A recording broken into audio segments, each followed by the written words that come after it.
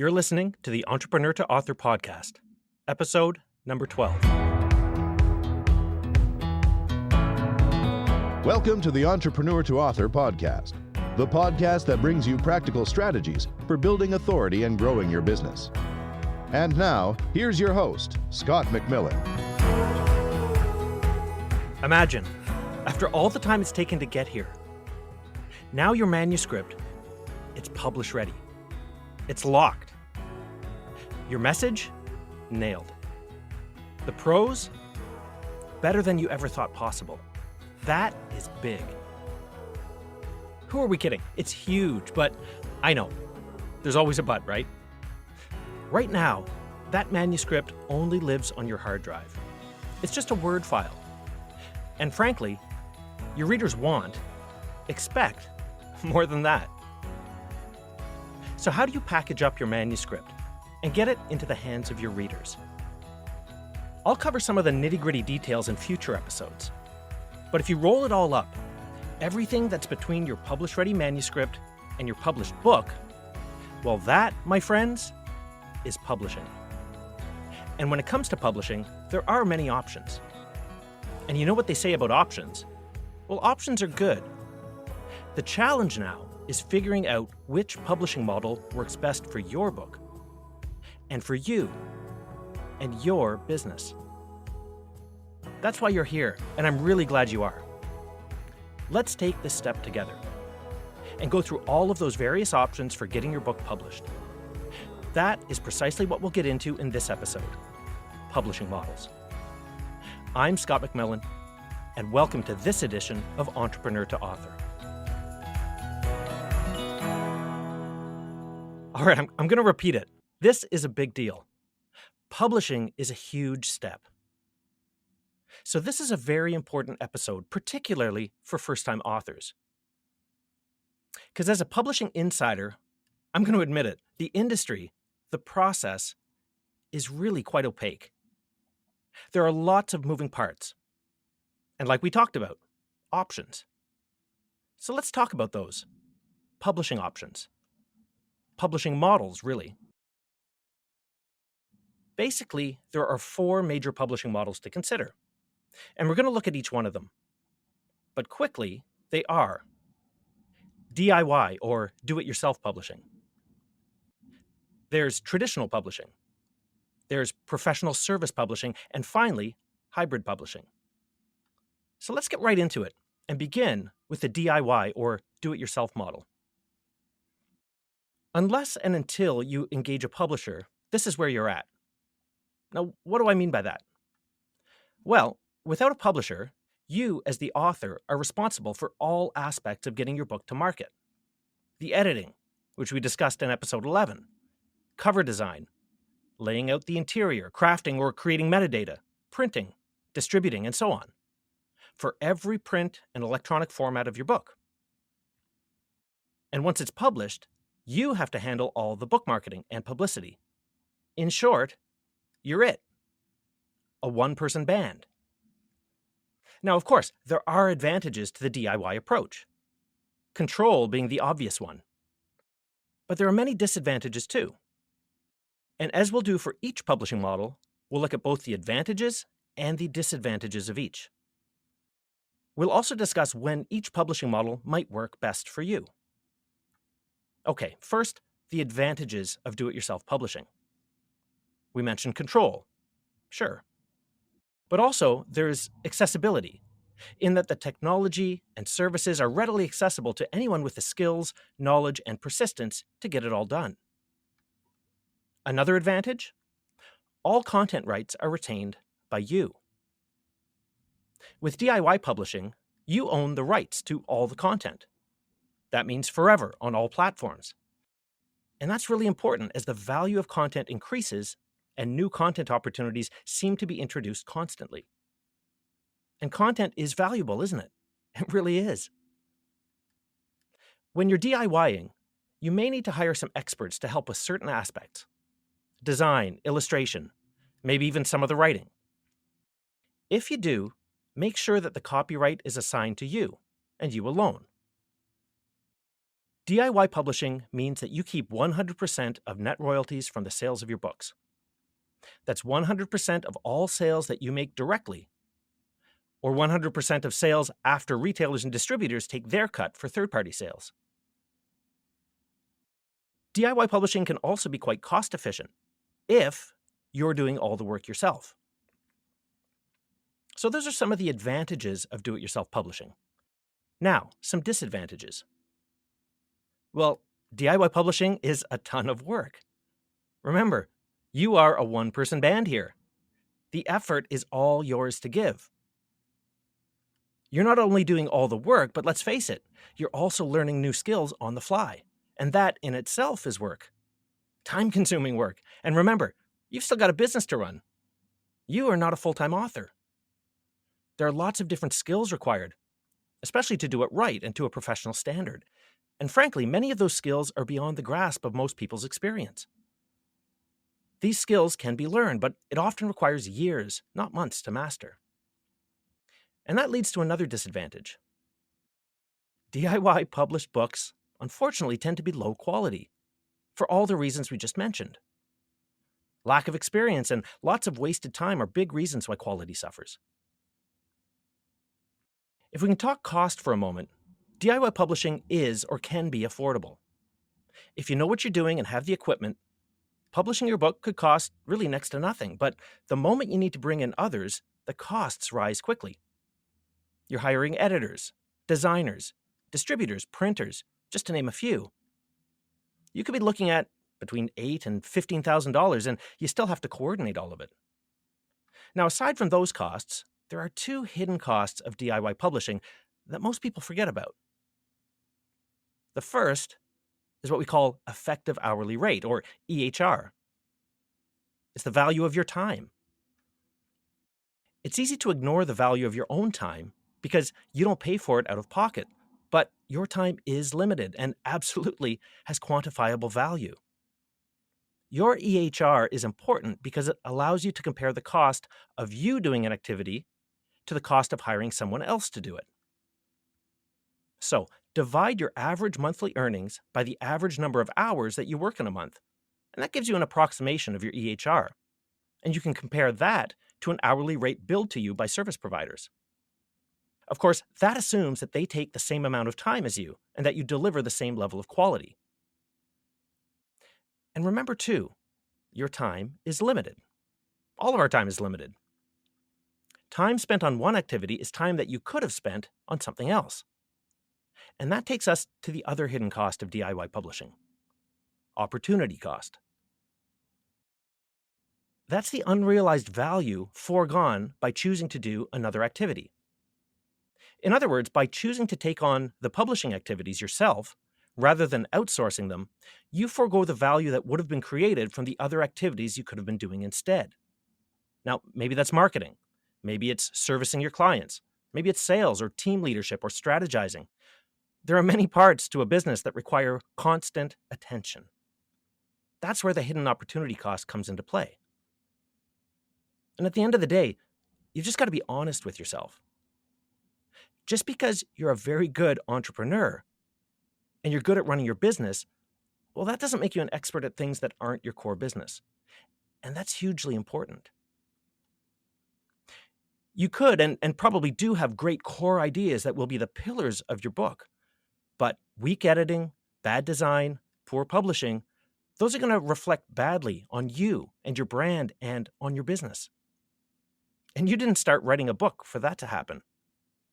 Okay, so do-it-yourself publishing is one of the 4 publishing options. Now, let's have a look at traditional publishing. This is really at the other end of the publishing spectrum from the DIY model. In the traditional model, your goal is to secure a publishing deal. Essentially, the publisher acquires the rights to your book for a period of time. And a literary agent will help you in this process. Their job is to shop you and your book around to traditional publishers. Now, you may be able to pitch directly to a publisher, if they're smaller, but many publishers will only speak with agents. Once an agent has secured the deal, then you sign a contract, which includes a bunch of things, but there are 2 important ones. First, a royalty rate. That's the share of sales revenue that will be paid to you once any advance is earned out. Oh, the advance. Right, there's also that. The advance is a lump sum that's paid to you up front. Usually the payment is split into thirds, the first installment made upon signing, the second on delivery of the completed manuscript, and the third upon publication. Now, from your advance and any future royalties, your agent is going to take their cut. Commission for agents is usually in the 15% range, and that's fair. They've earned it. After all, they got you the deal. The bottom line is, in this model, you don't have to worry about anything other than writing your manuscript, making any changes that the publisher asks for, and then marketing the book as the author once it's published. Your publisher pays for and handles everything else. They're going to assign an editor to your book. And the publisher then oversees all of the design, the book listings, and all of the distribution. For you first-time authors, if you get a publishing deal, the publisher will rely on you to do most of the marketing of the work. In fact, having an audience already will be a big deciding factor for whether or not they sign you in the first place. Okay, so let's look at the advantages of going with a traditional publisher. First of all, it's lower effort on your part. Other than the marketing that we spoke of, the publisher basically does the rest. That upfront advance that we mentioned is also a nice advantage. And then there's the high quality that a good publisher will most certainly bring to the process. Reputable publishers are, after all, in the quality business. They stake their reputation on every project they get behind. So chances are your publisher will ensure your book meets their standards before they launch it. Now, physical distribution is also a big advantage. Traditional publishing is all about relationships, especially when it comes to distributors, wholesalers, and retail buyers. Publishers often have a dedicated sales force to nurture those relationships and to shop your book around once it's published. There's also some prestige attached with going with a traditional publisher. Now, the reader might not know the difference, but you certainly will. Now, there are, of course, disadvantages as well to going with a traditional publisher. For example, selectivity. Traditional publishers can be picky, and they have to be, because they have a limited capacity to launch. So traditional publishers will be selective when signing authors. Now, there's also low financial upside for you. We talked about the advance, but the flip side of that is that the money that you earn on the sales once the advance is paid out is quite small, maybe 8 to 12%. And obviously, because you're dealing with a traditional publisher, you don't have a lot of control. Entrepreneurs, being entrepreneurs, may get frustrated by the lack of say that they have once they sign their book rights away to the publisher. A traditional publisher may put restrictions on how the book is distributed. They only earn revenue once a book is sold, after all, so they're not going to be keen if you want to give it away to prospects. Like I said, they also love the thought of a popular author who already has a following. That makes their job much easier. They can tap into your large audience. Another disadvantage? Traditional publishers, well, they take their time. What I mean is, from the time you sign your book deal to the time your book is published, that can take anywhere from between 18 months to 2.5 years. So you've got to be patient. And a traditional publisher will focus on their own backyard, meaning your agreement only covers a single country, or possibly a few countries where the publisher has exposure. Really, it should only cover those geographies where they have strong distribution, so think carefully before signing the rights over to your book. At the very least, a time frame is a smart and necessary element of a contract, meaning that the rights revert back to you after a certain amount of time if the publisher isn't exploiting those rights. Now, as far as costs of a traditional publisher are concerned, you really shouldn't incur any upfront costs. As we said, the beauty of a traditional publishing deal is that you get paid in advance. So a traditional publisher may be a good fit for you if you have a large following to begin with, or if you prefer the thought of an upfront advance. But here's something to really think about. A traditional publisher wants to sell books. If your book is really niche and hyper-targeted, a traditional publisher may not be interested. A smaller traditional publisher could be a better fit. Now I want to discuss the third type of publishing. That's professional service publishing. This is a model where the author hires a publishing company to handle all the specialized publishing activities on their behalf. In many ways, it's similar to other categories of professional services in that the publisher works for the author, not the other way around. With professional service publishing, or simply service publishing, you typically reach out to a publisher once you have a good idea of when your manuscript will be ready. Now, keep in mind that the best service publishers are quite busy. They often schedule projects 3 or 4 months ahead of time, so it's wise to reach out as soon as you've decided to write your book. Now, when you do, a service publisher may work with you in one of 3 ways. First, they may simply check back in with you from time to time, leaving that first draft to you.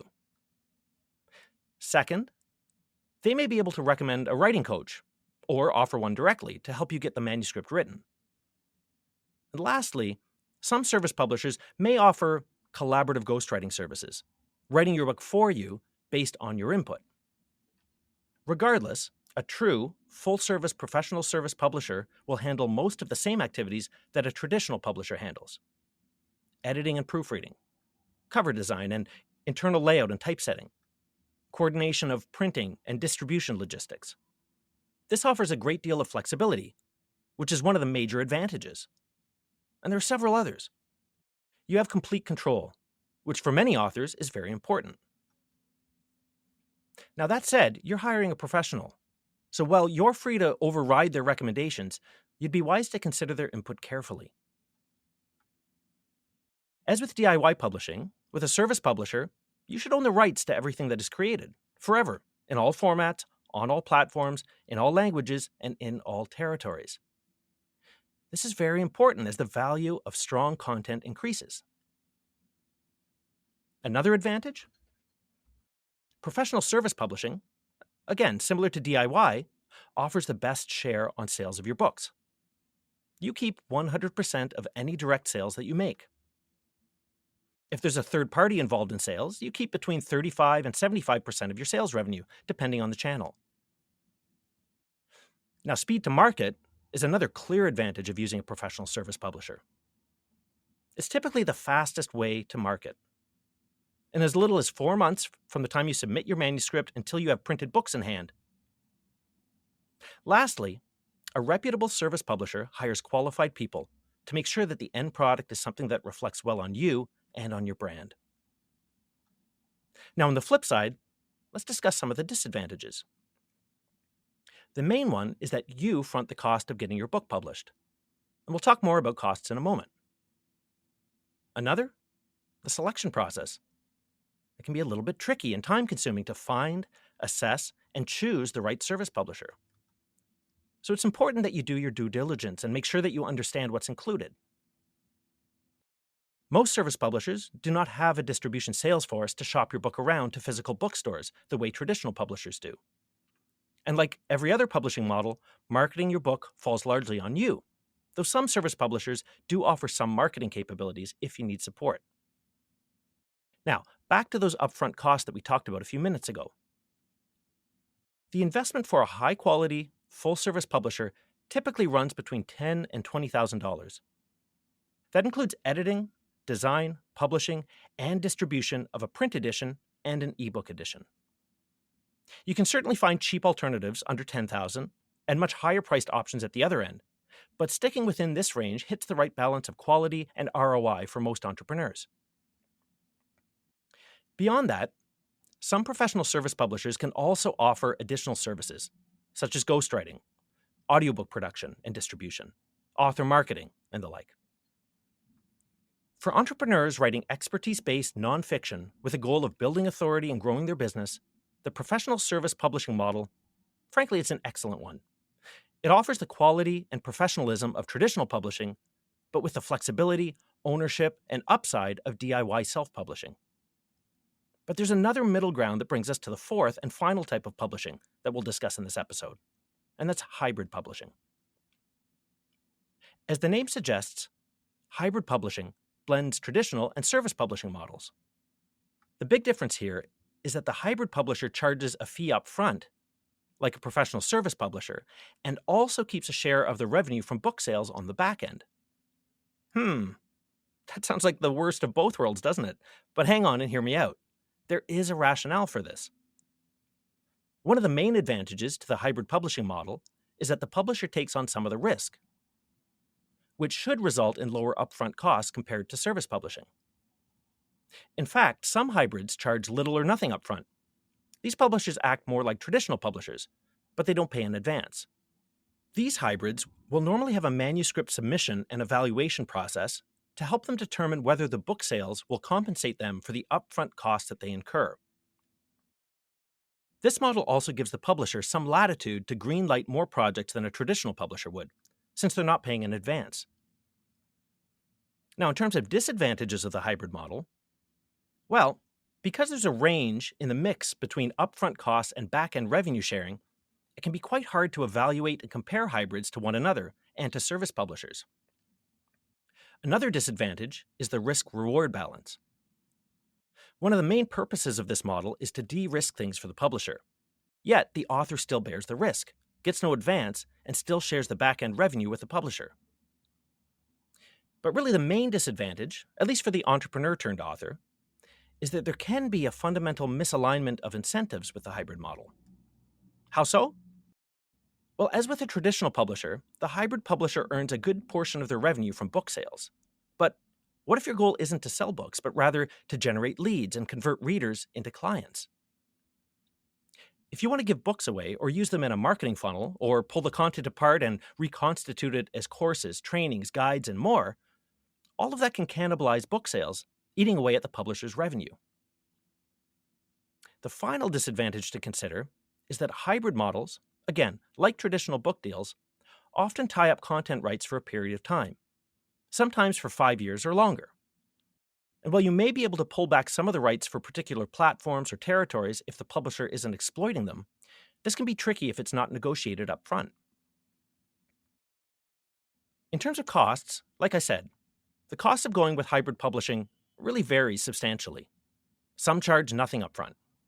Others act more like a service publisher, offering authors more revenue on the back end but charging more upfront. So when might you consider going hybrid? Well, for one, if you'd hoped for a traditional publishing deal but couldn't get one, hybrid publishers tend to be a little bit more accessible. Another scenario?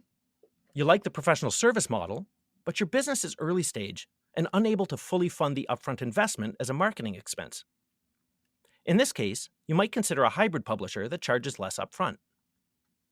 Hybrid publishing tries to find a balance between the cost of service publishing and the risk publishers take on in the traditional publishing model. Think about those trade-offs. If they make sense for you and your situation, then a hybrid publishing model could be right for you.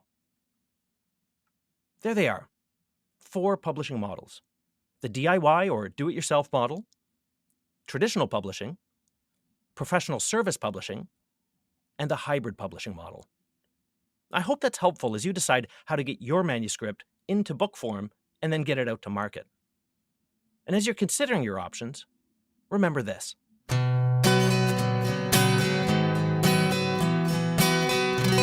Publishing is a huge step.